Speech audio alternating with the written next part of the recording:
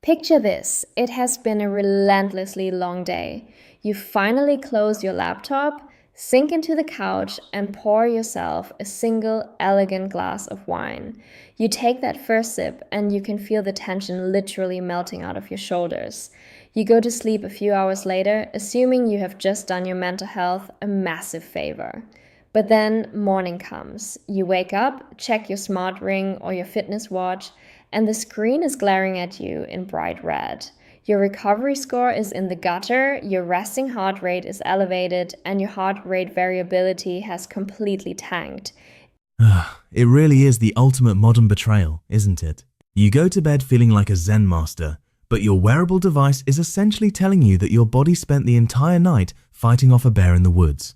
It is a wildly common experience now that millions of people are tracking their sleep, but it creates this massive cognitive dissonance.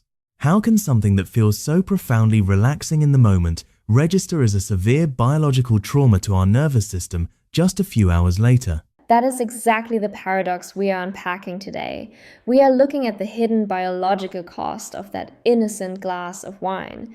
Because what we are learning from massive troves of wearable data is that our emotional experience of alcohol and our biological reality are existing in two completely different universes. And it brings up a really fascinating question. If we are using alcohol to recover from the stress of our daily lives, but the alcohol itself is acting as a massive physiological stressor, are we ever actually recovering at all? Or are we just masking the exhaustion while our biological debt keeps compounding? That is a brilliant way to frame it, because it gets right to the core of how our autonomic nervous system functions. To understand why that single glass of wine tanks your recovery, we have to look at the two main branches of the nervous system.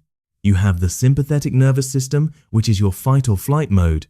It is the gas pedal. It drives your heart rate up, keeps you alert, and prepares you for action or danger. Then you have the parasympathetic nervous system, which is your rest and digest mode.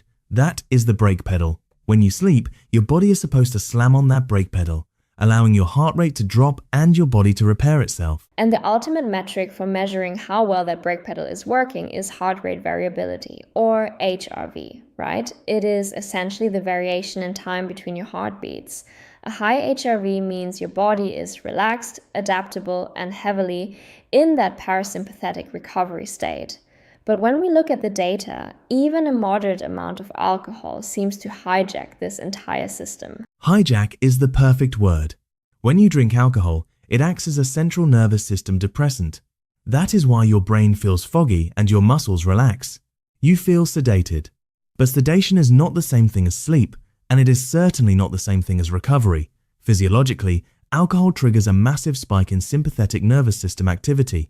So, your brain is knocked out, but your body is slamming on the gas pedal. Your heart rate stays elevated throughout the night, and your HRV plummets because your system is locked in a state of high alert. It is like parking your car in the garage, turning off the headlights so it looks like it is resting, but leaving the engine revving at 5,000 RPMs all night long. Of course you are going to wake up with an empty tank.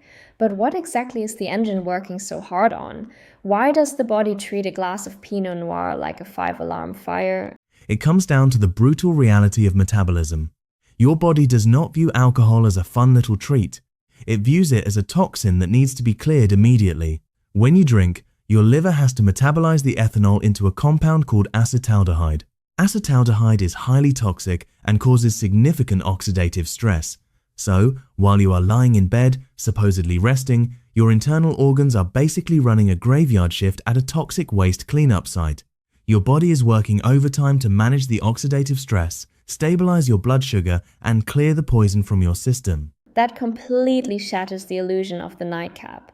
We think we are shutting the factory down for the night, but we are actually just forcing the internal crew to work double time. And it is not just the liver working either. I was looking at some recent physiological reviews, and the cascade of disruptions is astonishing. Your body temperature regulation gets thrown off, which is why people often wake up sweating after drinking. Your hydration levels are compromised because alcohol is a diuretic, and your sleep architecture itself gets completely fragmented. Exactly. You might fall asleep faster because of the sedative effect, but the quality of that sleep is ruined. Alcohol suppresses REM sleep, which is crucial for cognitive restoration and memory consolidation, especially in the first half of the night. Then, as the alcohol wears off, your brain experiences a rebound effect. Your nervous system suddenly snaps awake, leading to those classic 3 a.m. wake-ups where your heart is pounding and your mind is racing. You spend the second half of the night in fragmented, shallow sleep. So when you look at your wearable data the next morning, that low HRV and high resting heart rate aren't just random glitches. They are an exact receipt of the biological labor your body had to perform while you were unconscious. The concept of the body keeping the receipt is so powerful.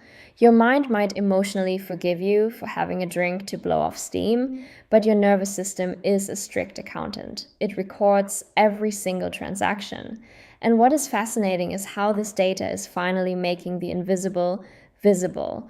Before smart rings and wearables, you might wake up feeling a little groggy, drink a coffee, and push through the day, completely unaware of the physiological toll. Now, we have massive real-world studies, some tracking tens of thousands of adults, showing a direct dose-dependent relationship between alcohol and autonomic disruption. The data revolution in personal health has completely changed the conversation around alcohol. We can no longer lie to ourselves. When you can objectively see that a single glass of wine delayed your resting heart rate from dropping to its baseline until 5 a.m., you can't pretend it was a harmless nightcap. And the scale of the disruption is what shocks most people. We aren't just talking about binge drinking. Studies show that even moderate consumption, just 1 or 2 drinks, can significantly alter sleep stage physiology and autonomic balance. But that brings up a really interesting nuance, because the severity of that drop in HRV isn't identical for everyone, is it? 2 people could drink the exact same glass of wine at the exact same time, and one might see a minor dip in their recovery score, while the other's HRV absolutely craters. What is driving that individual variance? That is where the complex machinery of human biology comes into play. The size of the HRV drop is influenced by a multitude of factors. First, genetics and biological sex play a massive role in how quickly you metabolize alcohol. If your body is slower at breaking down acetaldehyde, your nervous system is going to stay in that stressed, sympathetic state for much longer. Body size and composition matter, too, but it is also highly dependent on your immediate environment and choices that day. Like how much baseline stress you are already carrying before you take that first sip. Precisely. If you have had a highly stressful day, your sympathetic nervous system is already elevated. Adding alcohol is just pouring gasoline on a fire. Sleep debt is another huge factor. If you are already exhausted, your body has fewer resources to handle the metabolic load of the alcohol. Then you have to factor in hydration, what you ate, and crucially, timing. Having a glass of wine with lunch is entirely different from having one at 9 p.m. The closer the alcohol consumption is to your bedtime, the less time your body has to process the toxin while you are awake. If you go to sleep with alcohol still in your bloodstream, you are guaranteeing that your sleep will be a period of metabolic labor rather than recovery. It is almost tragic when you think about it from a societal perspective. We have built this entire culture around using alcohol as the primary tool to transition from the stress of work to the relaxation of home. The happy hour, the dinner wine, the nightcap.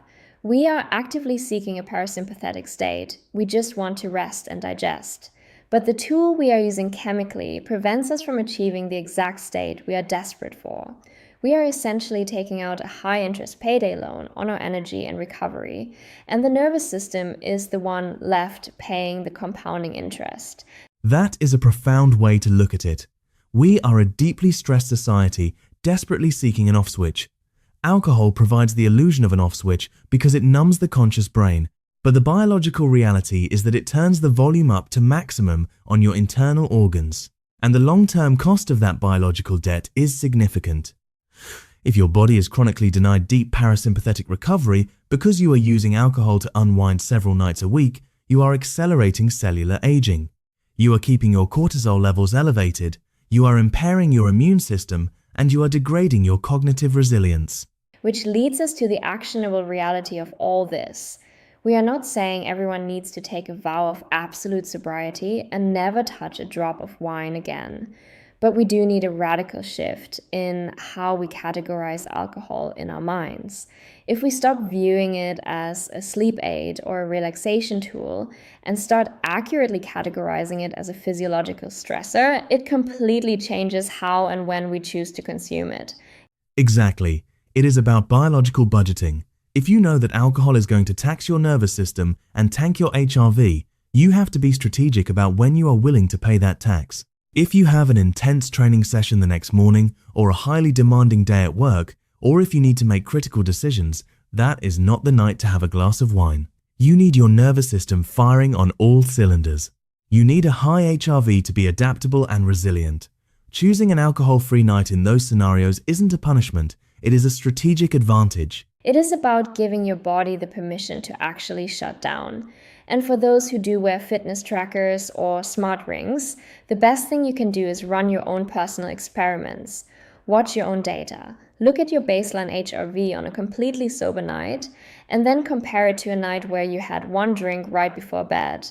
Compare the resting heart rate, the deep sleep duration, the number of wake-ups. Once you see your own biological receipt, it becomes very hard to unsee it. And you can experiment with timing too. If you are going to enjoy a drink, try having it much earlier in the evening. Give your liver the hours it needs to process the ethanol before your head hits the pillow. Hydrate aggressively. Eat a proper meal. Mitigate the stressor as much as possible. But ultimately, you have to respect the fact that sleep is a sacred biological process. It is the only time your brain gets to wash away metabolic waste, and the only time your nervous system gets to genuinely repair itself. It really forces a shift in perspective.